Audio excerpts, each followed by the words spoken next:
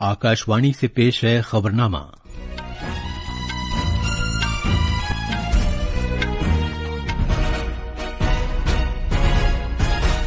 आदाब। खबरनामे के साथ मैं अर्जुमंद अली खान। पहले इस वक्त की खास खबरें।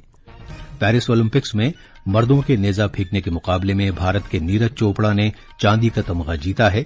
भारतीय हॉकी टीम ने 52 साल बाद लगातार दूसरी बार कांसे का तमगा हासिल किया है। सदर जमहूरिया द्रौपदी मुर्मू और वजीर आजम नरेंद्र मोदी ने नीरज चोपड़ा और हॉकी टीम को मुबारकबाद दी है। वजीर खारजा एस जयशंकर आज से मालदीव का 3 दिन का दौरा करेंगे। बांग्लादेश में नोबेल इनाम याफ्ता मोहम्मद यूनुस ने उबूरी सरकार के सरबराह की हैसियत से हलफ लिया है। इंतखाबी कमीशन की टीम ने जम्मू कश्मीर असेंबली के इंतखाबात के बारे में श्रीनगर में मुताल्लिका फरीकों के साथ तबादला ख्याल किया। एक हफ्ता तवील हर घर तिरंगा मुहिम आज से पूरे मुल्क में शुरू हो रही है और नेशनल स्टॉक एक्सचेंज का रजिस्टर्ड सरमायाकारों का मुनफरिद बेस 10 करोड़ से तजावुज कर गया है। अब खबरें तफसील से। पेरिस ओलंपिक्स 2024 में कल रात मर्दों के नेजा फेंकने के मुकाबले में भारत के सरकर्दा track and field athlete Neeraj Chopra ने 89.45 मीटर नेजा फेंककर चांदी का तमगा जीता। पाकिस्तान के अरशद नदीम ने 90.57 मीटर का पिछला ओलंपिक रिकॉर्ड तोड़ते हुए 92.97 मीटर नेजा फेंककर सोने का तमगा हासिल किया। नीरज चोपड़ा का चांदी का तमगा पेरिस ओलंपिक्स में भारत का 5वां तमगा है। मजीद तफसील हमारे नामानिगार से। नीरज चोपड़ा ने कल रात पेरिस ओलंपिक्स 2024 में भारत के लिए चांदी का पहला तमगा हासिल करके तारीख रकम की और वो आजादी के बाद एथलेटिक्स में 2 तमगे जीतने वाले पहले भारतीय खिलाड़ी बन गए हैं। वो कुश्ती खिलाड़ी सुशील कुमार और बैडमिंटन खिलाड़ी पीवी सिंधु के बाद ओलंपिक्स में लगातार तमगे जीतने वाले दूसरे भारतीय मर्द खिलाड़ी और मजमूई तौर पर तीसरे खिलाड़ी भी बन गए हैं। कल फाइनल में नेजा फेंकने के सख्त मुकाबले में नीरज चोपड़ा ने अपनी शानदार कोशिश में इस सीजन का सबसे बेहतरीन थ्रो किया। इस तरह नीरज ने भारत को पेरिस ओलंपिक्स में चांदी का पहला तमगा दिलाकर मुल्क का नाम रोशन किया। पेरिस से शौर्य की रिपोर्ट के साथ खबरनामे के लिए मैं फहीम अहमद।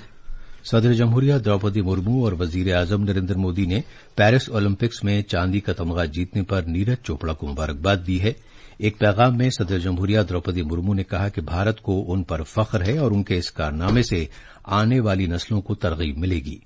नीरज चोपड़ा को मुबारकबाद देते हुए वजीर आजम नरेंद्र मोदी ने कहा कि नीरज ने अपनी शानदार सलाहियत का मुजाहिरा किया है और ओलंपिक्स में एक और कामयाबी के साथ उन्होंने भारत का नाम रोशन किया है।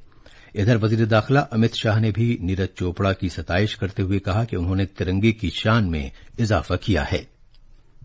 पेरिस ओलंपिक्स 2024 में मर्दों की भारतीय हॉकी टीम ने 52 साल में पहली मर्तबा लगातार ओलंपिक में कांसे का तमगा जीता है। भारत ने कप्तान हरमनप्रीत सिंह के 2 गोल और गोलकीपर पीआर श्रीजेश की जानिब से शानदार तरीके से गोल बचाए जाने की बदौलत स्पेन को 1 के मुकाबले 2 गोल से हराकर कांसे का तमगा जीता। म्यूनिख में 1972 के खेलों के बाद भारत ने लगातार 2 ओलंपिक्स में तमगा जीता है। इससे पहले 2020 के टोक्यो ओलंपिक्स में भारत ने कांसे का तमगा जीता था।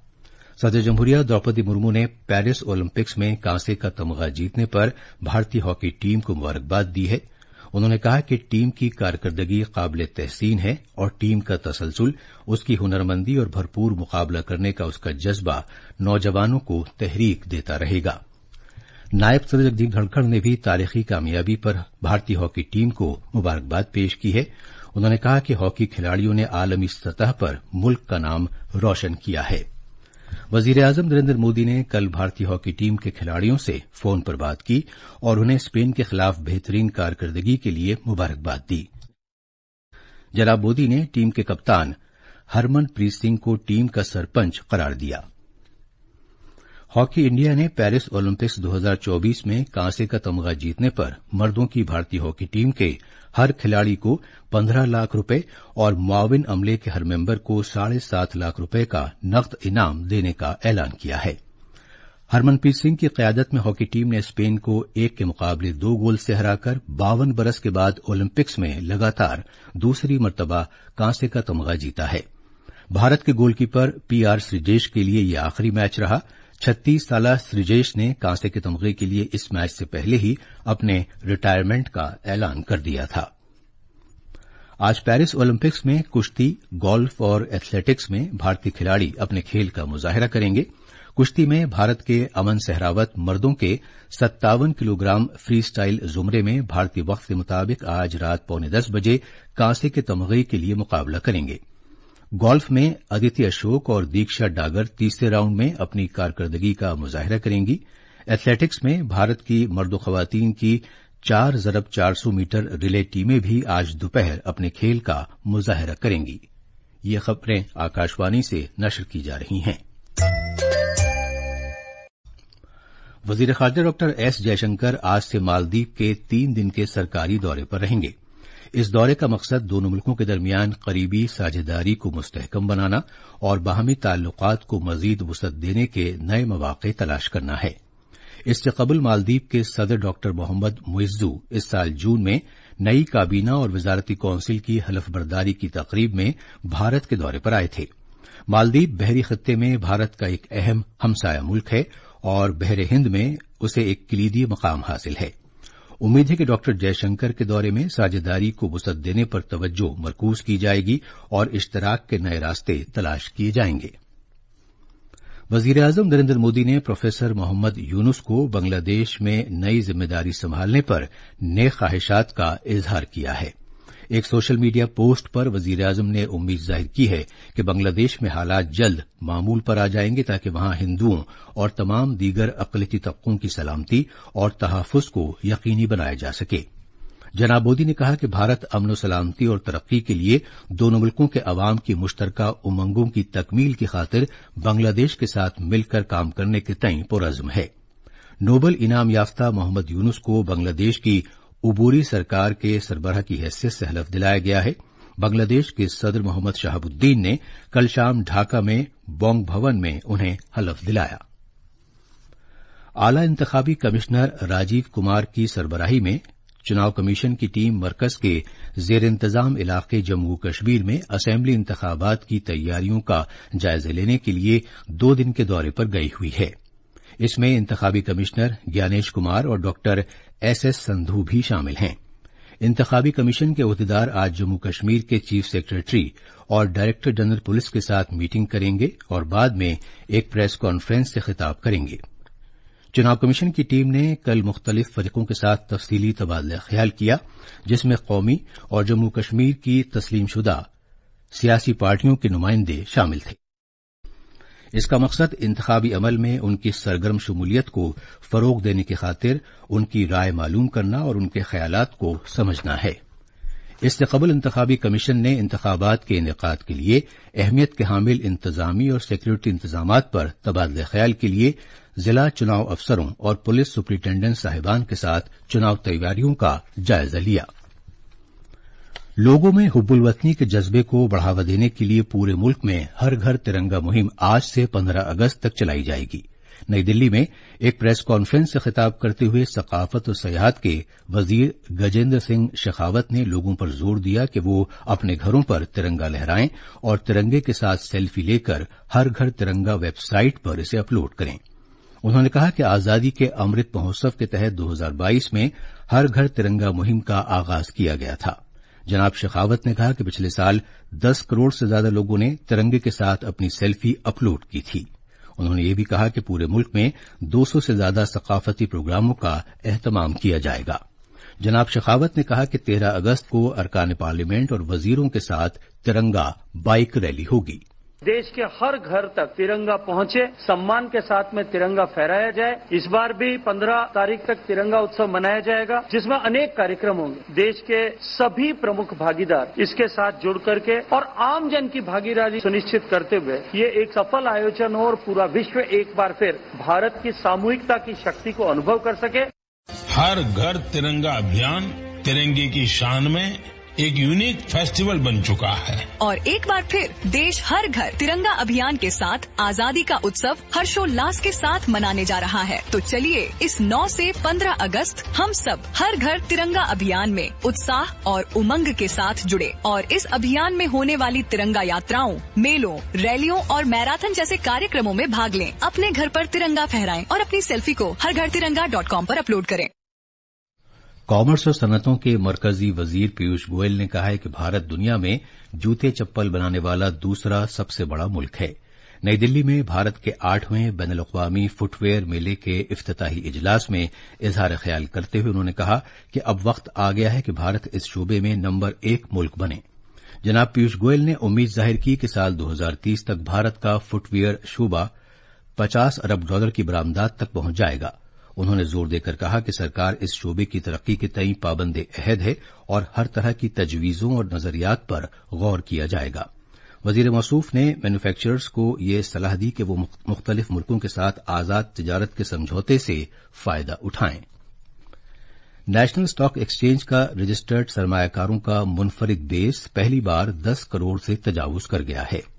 रजिस्टर्ड सरमायाकारों की तादाद 4 करोड़ तक पहुंचने में 25 साल लगे थे और ऐसा मार्च 2021 में हुआ था। इसके बाद इसमें तेजी आई और हर 6-7 महीने में 1 करोड़ का इजाफा होता गया। पिछली मर्तबा 1 करोड़ रजिस्टर्ड सरमायाकार सिर्फ 5 महीने की मुद्दत में इसमें शामिल हुए। नेशनल स्टॉक एक्सचेंज ने एक अखबारी बयान में ये जानकारी दी है।